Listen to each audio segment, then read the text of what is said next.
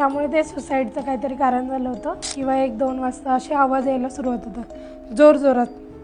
Cylinder खेचतात, cylinder त्याच्यानंतर bed हलवलेला किंवा ठोकलेला काहीतरी. ॲक्च्युली याच्या मागची कहाणी अशीही म्हणतात की आमच्या इथे एका लेडीजने सुसाईड केलं होतं आणि त्या रूमचं काहीतरी कनेक्शन होतं 2 रूमचं.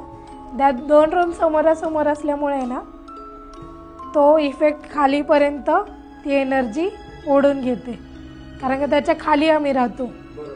त्या ज्या फ्लोअरला घडल्या होत्या त्याच्या खाली आम्ही म्हणजे अशी जी लॉबी असते फ्लॅटच्या मधली, तर एक ह्या साईडला फ्लॅट आणि एक ह्या हा साईडला समोरासमोर. हा तर मग त्यांना तो एरिया कॅप्चर करायला त्या एनर्जीला बरोबर पडत असेल.